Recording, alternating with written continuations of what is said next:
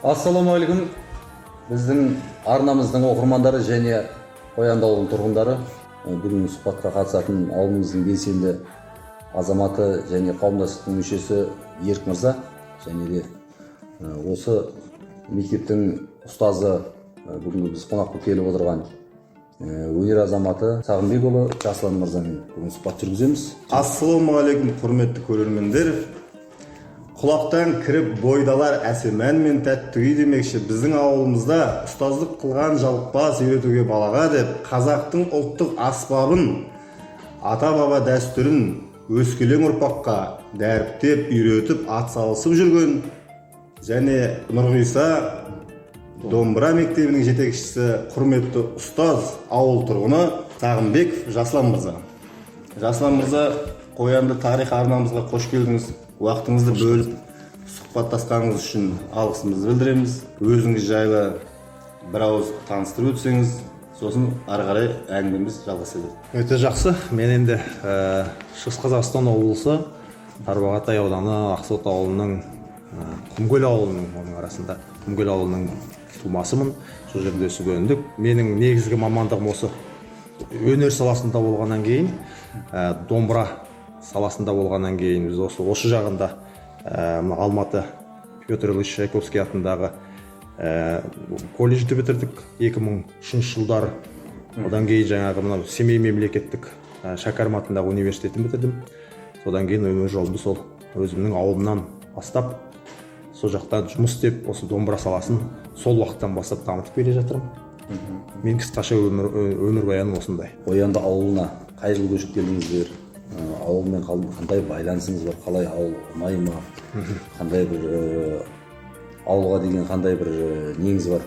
Жоспарыңыз бар осы өзіңіздің мамандығыңызға байланысты? Енді Қояндыға көшіп келген себебіміздің біреуі бұл енді Астанаға жалпы өзіміз жұмыс барысымен ауыстық Семейден бері қарай.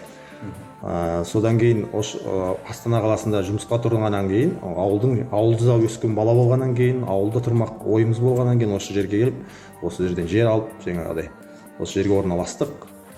Содан кейін өз жұмысымызды ауылдың балаларын өнерге тәрбиелейік деп осы жерге қоныстанған жайым бар. Жәке, мынау ұстаздық жолыңызда 2003-тен бастадым дедіңіз ғой? 2003-тен бастадым. Жалпы ұстаздық жолыңызда шәкірттеріңіздің ең жақсы жеткен жетістіктері, мақтылар болды ма арасында?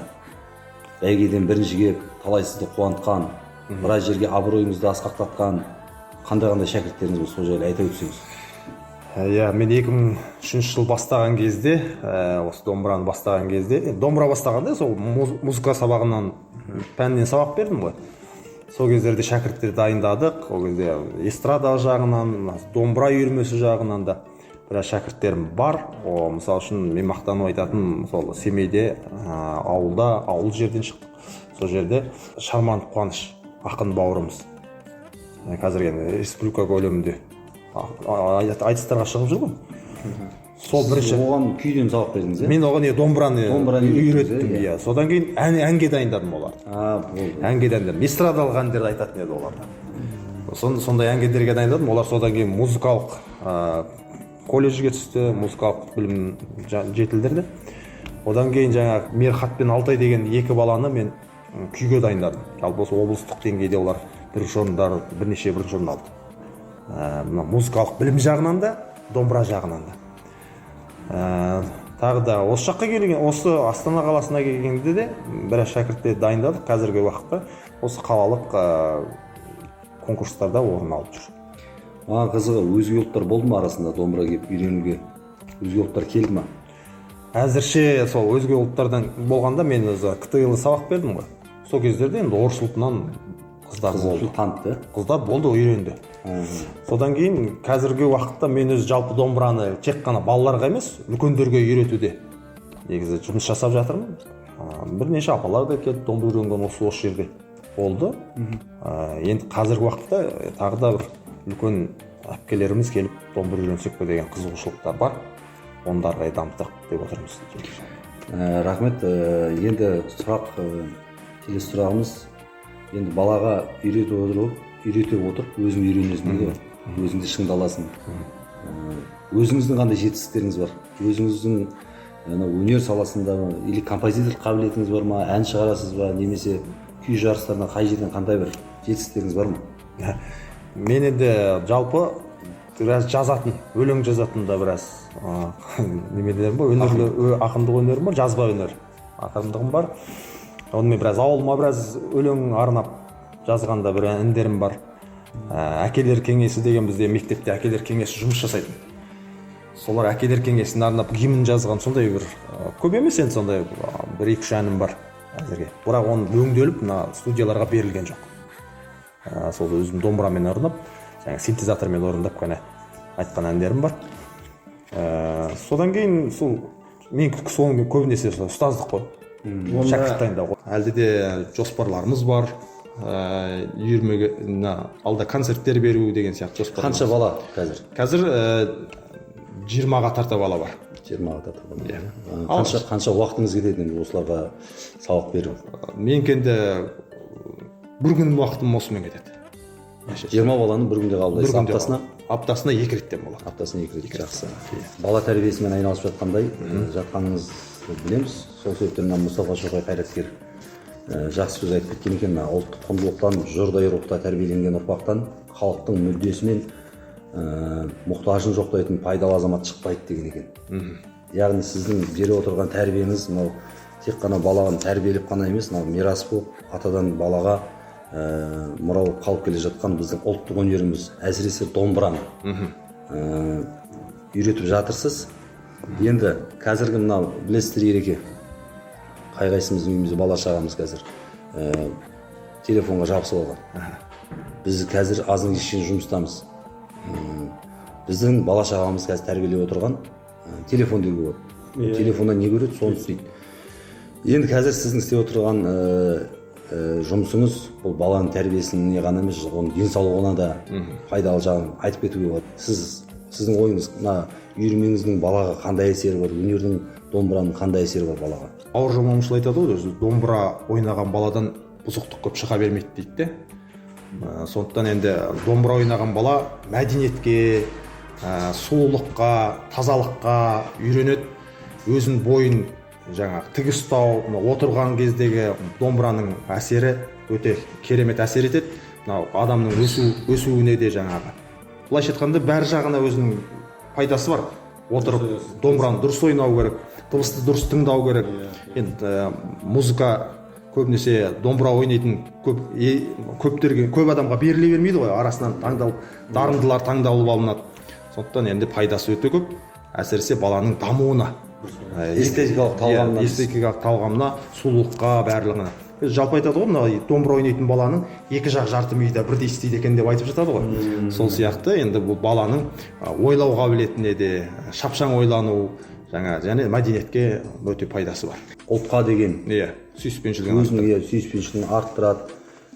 Және де мынау жаһандану заманында қазір тілінен айырылып жатқан, дәстүрінен айырылып жатқан ұлттар жоқ болып кетіп жатыр, оны тарих өзі көрсетіп жатыр. Енді өзіміздің қазақ ретінде қалыптасып қалуымыз үшін, ұлттық кодымыз сақталу үшін Ереке, осындай үйірмелер бізге көптеп керек. Енді Ереке, сіздің тарапыңыздан бір сұрақ бар еді. Мен мына жерде бір жағдай бар, қызық болып отыр. Мынау домбыраның күші мол, көмейінде күй бар да дейді. Тағы да бір сөз бар, нағыз қазақ қазақ емес, нағыз қазақ домбыра дейді. Енді маған қызық болып тұрған жері өзі сіздің бұл өзіңізге қатысты. Бұл домбыраға өзі әуестігіңіз кішкентайдан болды ма? Жалпы бұл домбыра жолына қалай келдіңіз? Енді менің негізі әкем домбыра тартып ән айтқан адам. Біздің жанұямызда кезінде жанұялық ансамбльдер деген болды ғой, баяғы сол оған шығатын еді. Мен өзім 6 жасымнан бастап ән айта бастадым. Негізі ән айтып мектеп қабырғасында біраз өнерге үлес қостық. Содан кейін өскеннен кейін осы саланы таңдап алдық. Мысалға мен өзім ойым, қазақтың бойында осы домбыраның үні, қымыздың дәмі және палуанның күші бар қанында. Себебі бұл кез келген адам мысалы осы домбыраны тыңдаған кезінде, өтіп бара кезде күй тартып тұрғанын көрсе, елеңдеп тұра қалады. Себебі бұл құлақта бар. Және мен мысалы осы Жасұлан мырзадай ұстазға қатты риза болып отырмын. себебі жаңағыдай өздеріңіз қозғап жатқан тақырыптар жаңа мәдениет жалпы балаға қалай дамуына үлес қосу жағдайы туралы мысалға өте күшті. Көзге көрініп тұрған проблеманың бірі қазір смартфон, телефон көп ойнайды балдар. Содан мынау зрениеден кетіп жатыр, баланың ойлау қабілеті, тілі кеш шығып жатыр. Сондай проблемалар болып жатыр ғой. Енді жәке сіздің мысалы осындай мектеп ашып, осындай өнермен айналысып жатыр. Қос миының полушариясы екеуі бірдей дамып жатыр дейсіз ғой. Жақсы үлес қосып жатырсыз ғой. Енді сіздің қосып жатқан қоғамға осындай үлесіңіз, енді қоғамның, мемлекеттің сізге қандай үлес қосылып жатыр, қандай көмек болып жатыр мемлекеттің тарапынан, немесе осы мектепті сіз арендаға алып отырсыз, осы зданияны, өзіңіз өз күшіңізбен жасап жатсыз, мына парталардың бәрін өзіңіз қойып жатсыз, қарап отырсақ. Жоқ, бар істеп, жоқтан бар жасап, мынау үлкен, не ойлаймын, үлкен үлес қосып жатсыз. Осы өзіміздің Қояндының бір шағын ауданының өзіне үлкен үлес қосып отырсыз. Сізге ризашылығымызды білдіреміз, біріншіден. Және де сұрақ, мемлекеттің тарапынан мысалы қандай жоспарларды білесіз, субсидиялап қазір көптеген мектептерді ашылып жатыр жеке. Мен естігенім енді мемлекет тарапынан субсидия бөлінеді екен мектеп ашуға. 2018 жылы 121 мектептен 410 мектепке дейін ашылған екен. Яғни зданияны саласыз, мектепті ашасыз, мектептен, мемлекеттен госзаказ аласыз. Мемлекет тарапынан сізге әр балаға жылына 532 мың теңге бөледі екен. Сіз ол жайында не айта аласыз, хабарыңыз бар ма? Енді естуім бар, негізі. Даму бала деген бір қазір бағдарлама бар екен, Содан кейін жаңағы арт спорт клубтар жұмыс жасайды. Осы жағынан естуім бар. Әзірше бізде ондай жаңағы ешқандай көмек ештеңе көріп неметіп отырған жоқпыз. Өзімізде жаңағы субсидия алу жағына талпынып былай байқап көріп едік. Кішкене кедергілер бар. Өйткені өзің жаңағы жеке зданияң болу керек деген сияқты. Оның жаңағы өзің документі болу керек деген сияқты. Сондай жалдайтын жерің болу керек, сондай айналып келгенде материалдық неге келіп тіреледі? Материалдыққа келіп тіреледі. Енді алдағы уақытта ол да жоспарда жоқ емес.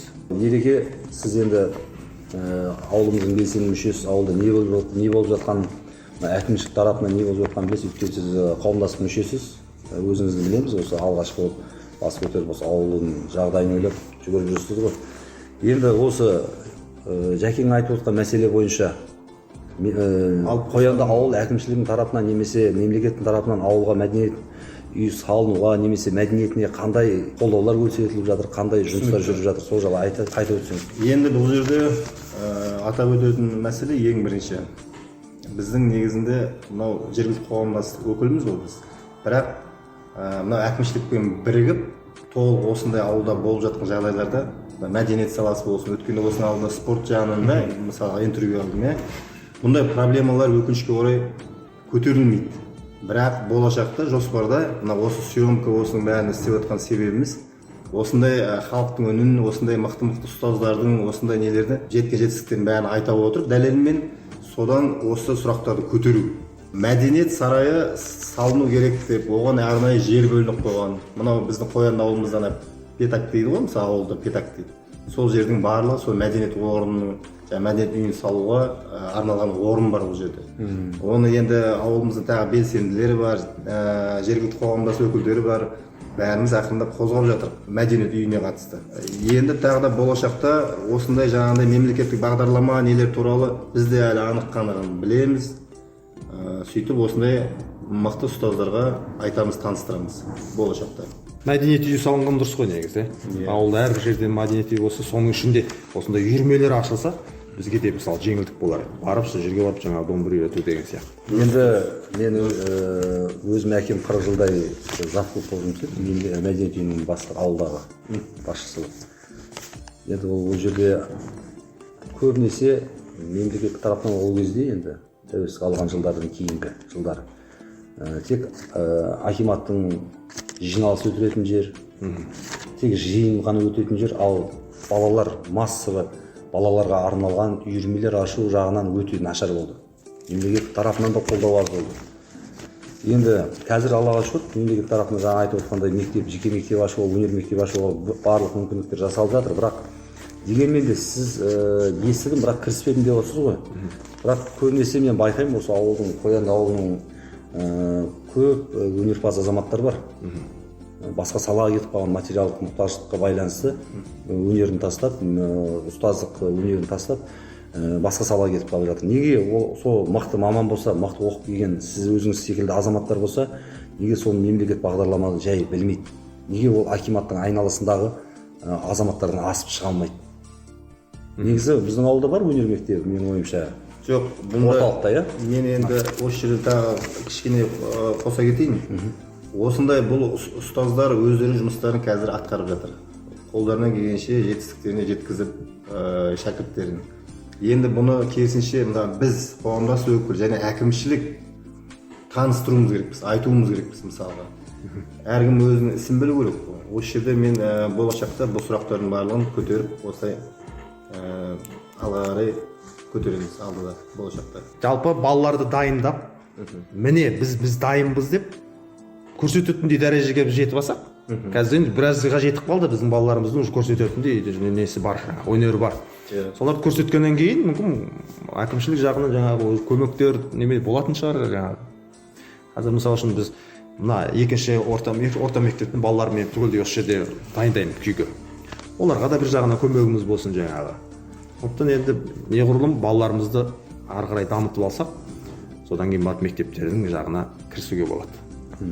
Мемлекеттің қолдау тарапынан жаңа бағдарлама жайында айта өтейін. Бұл жерде тағы тегін жер телімін алуға болады екен мектеп ашуға. Сондықтан жәке сізге алла қаласа сәттілік тілейміз осы бағыт бағдарда, осы мемлекеттің қолдауынан да құр қалмай, одан да алып сапалы здание салып, сапалы мектеп салып, соған жарық жылы жерде сабақ үйретіп отырғанға жетсін. Әрине. Жәке, енді сіздің алдағы жоспарыңыз жайлы біле өтсек, осы мысалы осы здание толғаннан кейін ары қарай не істемек ойыңыз бар? Егер оқушы көбейіп жатса. Енді мына дайындап жатқан балаларым жетістіктерін көрсетіп жатыр. Әзір міне ақырын көрсетіп жатыр шетінен бастап. Енді бізде алдағы жоспарда үлкен концерттерге шықсақ па деген ойымыз бар. Мысалы үшін мектептерге концерт қойсақ па деген де жоспарымыз бар. Енді әрине рұқсат етіп жатса. Осы балаларды дәріптеу ғой біздікі енді сол. Балаларды мәдениетке де үйрету. Иә, содан кейін тағы да бойымызда өнеріміз бар, енді тағы да мына жерден вокал үйірмесін ашсам ба деген тағы да бір жаңа жоспарларым бар. Өйткені өзіміз дәстүрлі әннен де біраз хабарым бар. Сондықтан тағы да үйірмелерді әлде де көбейтеміз. Бір әуде бермедіңіз бе? Дәстүрлі әннен сізден бір тыңдап жіберсек бір әніңізді.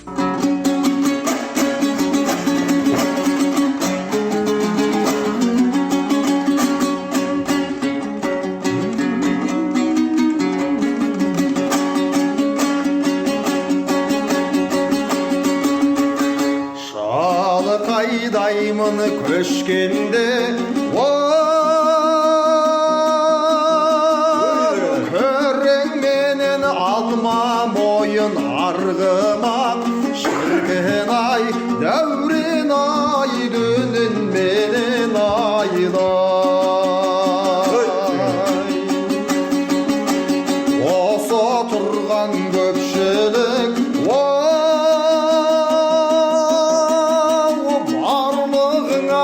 айтар сөзім мінеки, шіркін ай, дәурен ай, өлең менен айдай. Шіркін ай, дәурен ай, өлең менен айдай. Осы сәтті пайдаланып отырып, Жасұлан мырза, мен бір ойым бар. Жалпы бізге қалай ойлайсыздар? Сіздермен ойын бөлісіп отырмын да, бізге Қоянды ауылының гимні керек еді. Өзіміздің Қоянды ауылының гимні керек еді. Оны жасауға болады. Менің ойымша жалпы өнерге әркім бар талас дейді ғой. Ауылда не бір ақындар бар, не бір композитор, не бір күйшілер бар. Иә, жалпы басын қосып, конкурс ұйымдастырып, сөйтіп анықтап алған дұрсақ, елге орын сіздің айтқан сөзіңіз. Иә. Ал енді қадірлі ауыл тұрғындары, көршілер, тыңдармандар, бүгінгі қозғалған тақырыбымыз, алған сұхбатымыз Сағынбекұлы Жасұлан мырза, өзіміздің ауылдың тұрғыны ұстаз. Біраз сұрақтар қойылды, біраз әңгімелер айтылды. Олай болса, сұхбатымызды әдемі өлең шумақтан аяқтағымыз келіп отыр. Яғни Серік Ситман деген ақын ағамыздың керемет өлеңі бар домбыра жайлы. Домбыраның пернесінде ән ғажап, домбыраның шанағында зарлы азап. Қазақ болып қалды мәңгі домбыра, домбыра болып қалса егер, қалса екен ау әр қазақ деп. Бүкіл қазақ домбыраны ұмытпаса, домбырамыз төрде іліп тұрса, төл өнеріміз, қазақтың күй өнері өлмесе, мәңгі жасаса деген ізгі тілекпен Жәкеңге рахмет айта отырып, Ерекеңге рахмет айта отырып, бүгінгі сұхбатымызды осымен тәмамдаймыз. Арнамызға жазылыңыздар, пікір қалдырыңыздар. Ел аман, жұрт тыныш болсын, қадірлі ағайындар. Сізден енді Жасұлан мырза бір бұйымтайыңыз бар, әдемі өлеңіңізбен Аяқтасаңыз.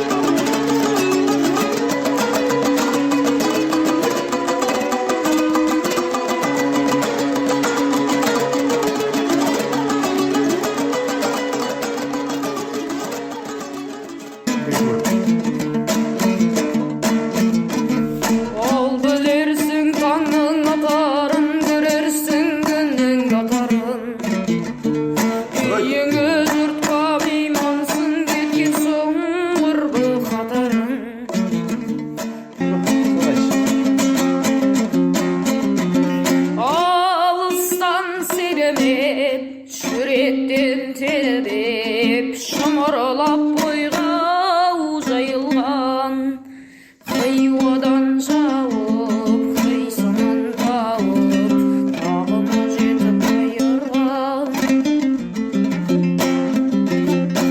Oğalı kusan kuzul gül söylem deseng özümden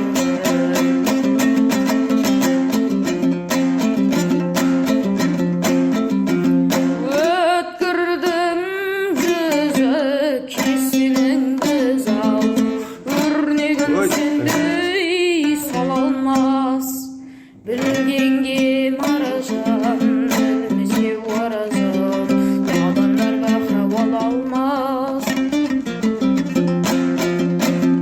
Aynalma bekler ötümmen jaq, gönülsüz Allah oylollar.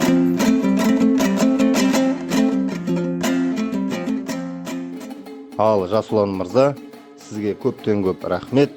Бүгінгі сұхбатыңызға мынау қазақтың киелі қара домбырасын жас ұрпаққа кеңінен насихаттап, еңбегіңізді сіңіре беруіңізге тілектеспіз. Сізге шығармашылық табыс, зор денсаулық, шәкірттеріңіздің жеткен жетістіктеріне біз де куә болып жүре берейік. Рахмет сізге.